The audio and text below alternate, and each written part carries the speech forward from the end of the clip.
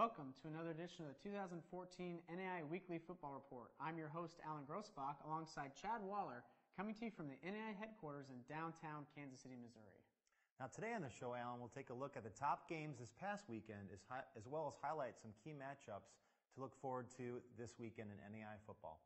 You know, there were really three games that jumped out at us last week, and the first being top-ranked Grandview's 45-22 win over Drake. Now, Drake is an NCAA Division I FCS school, so a big win against a marquee opponent for Grandview. This is the second straight time the Vikings have beaten the Bulldogs, and junior quarterback Derek Thornton again played a key role in that victory. He threw for 293 yards and 4 touchdowns, while also leading the team with 127 yards rushing on 18 carries.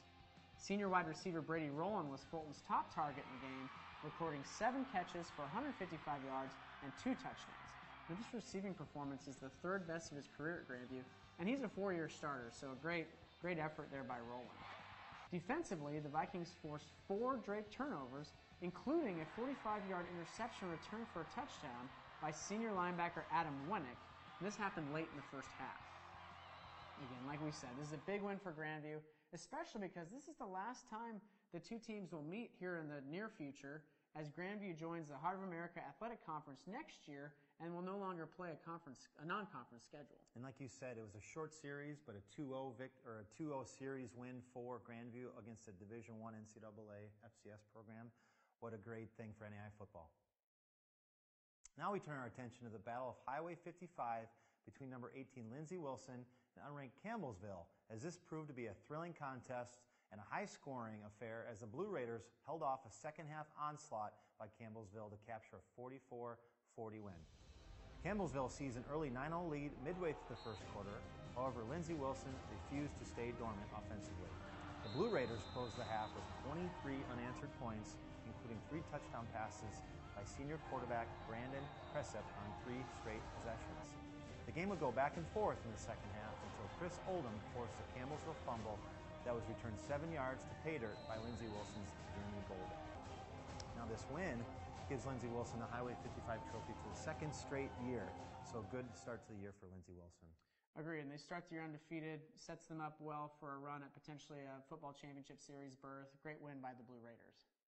Our last of the 3 games we're featuring from this previous weekend is arguably the biggest surprise, as unranked Bacone went on the road to defeat number 13 Northwestern 41-33. Now the Warriors trailed 27-8 at the half before rallying behind a pair of touchdown receptions by David Chapman, both for greater than 35 yards. A pair of fourth-quarter interceptions by Bacone's Keshawn Malone also played a key role in the come-from-behind victory. This is a great victory for Bacone to begin the year on, especially going on the road and picking up a marquee win against a top 15 team. Again, a big signature win for all the Raiders to look at. Exactly, and Bacone, I don't think they'll be a surprise if we see them in the top 25 poll in 2 weeks when that comes out. I agree. Now let's turn our attention to the upcoming week, and we have 3 games that pitted top 25 teams against each other in our NAIA Football Game of the Week Facebook fan vote. And those contests were number 5 Baker at number 14 Ottawa, number 2 Carroll at number 22 Southern Oregon, and number 4 University of the Cumberlands at number 25 Cumberland University. And as the overwhelming favorite in this Facebook fan vote, we focus our attention on the matchup between number 2 Carroll and number 22 Southern Oregon in the Frontier Conference. Like we briefly mentioned last week, Carroll returns a lot of talent, including a pair of All-Americans in running back Dustin Rinker and linebacker Sean Bloomquist. Now, Rinker led the NAIA last year with 1,960 rushing yards, while Bloomquist captained a defense that ranked 3rd in the country in scoring defense with 124 tackles, including 19 for loss and 7 sacks. So quite the stat performance last year by Bloomquist. Now, the Fighting Saints were the preseason favorite this year in the Frontier Conference and are searching for a 14th league title. Last season saw Carroll bounce back from a disappointing campaign from 2012, so a good rebound year last year, as the Fighting Saints ended last year with a 12-2 overall record, including a 9-1 mark in the Frontier Conference. Yeah, and part of that 12-2 record was a trip to the semifinals of the playoffs, where they lost to University of the Cumberlands in overtime, and Cumberlands ended up finishing runner-up, as we mentioned last week, to Grandview. Now, Southern Oregon enters the contest with a 1-0 record after a dominant 51-14 road victory over Menlo last Saturday. Senior quarterback Austin Dodge threw for 321 yards and 4 touchdowns, despite only playing until midway through the third quarter. He also ran for a score in the game. Dodge now owns 25 career outings of over 300 yards passing and 13 career outings of at least 4 touchdown passes.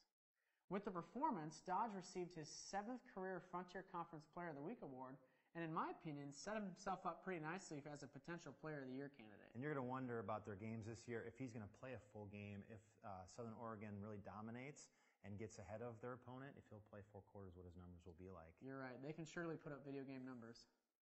Now we'll take a look back at the previous meeting between Southern Oregon and Carroll, which happened last November, as Carroll got the best of the Raiders 48-30. Dodge tossed for over 430 yards and posted 3 scores in that game, but his 3 interceptions were the difference, as the Carroll defense owned a +5 advantage in the turnover category.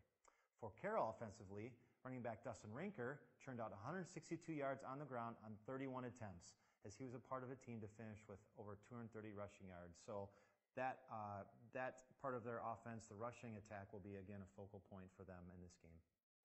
In the series record, Carroll still owns a 3-1 record in the all-time series, with Southern Oregon's only victory coming on October 27th, 2012, which is also the last time that the Raiders made the playoffs. Right, and what some of our new fans may not realize is that Southern Oregon hasn't been in the Frontier Conference for that long, so that's why they don't have that many games against each other. And 2 of those 4 previous contests were in the playoffs, so they do have a history amongst each other in big games. And, you know, how we picked this game was the Facebook fan vote, and we'll post every week our top games to Facebook. And this typically happens on Monday evenings by 5 p.m. Central.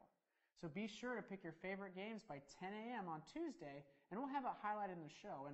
And the way you do that is we post a photo album of all the top games, and you go in and like the photo with your favorite team or the favorite contest, and that team or that game will get highlighted this week.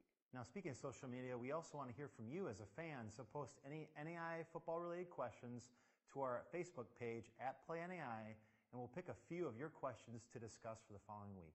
Well, that concludes this week's episode. I'm Alan Grossbach. And I'm Chad Waller. We'll see you next week.